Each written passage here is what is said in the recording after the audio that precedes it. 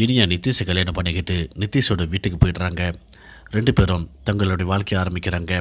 வீட்டுக்குள்ளேயே இருக்கிறதுக்கு போர் அடிக்குது, வெளியே போயிட்டு வரலாமா அப்படின்ட்டு நிதிஷ் கேட்குறாரு. முதல்ல வேண்டாம் அப்படின்னு சொல்லிட்டு இனியா தடுத்தாலும் சரி வெளியே போயிட்டு வரலாம் அப்படின்னு சொல்லிட்டு முடிவு பண்ணி 2 பேரும் வெளியே போகிறாங்க. ஒரு காஃபி ஷாப் போயிட்டு காஃபி சாப்பிட்றாங்க.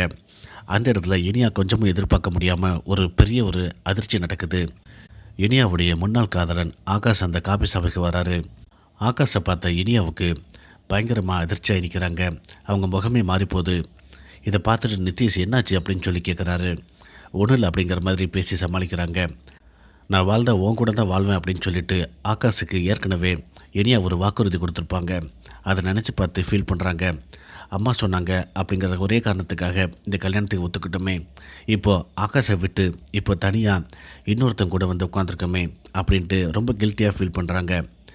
ஆகாஷும் இனியாவை பார்த்துட்டு எதுவுமே பேசாமல் டக்குன்னு அந்த கடையை விட்டு வெளியே போகிறாரு.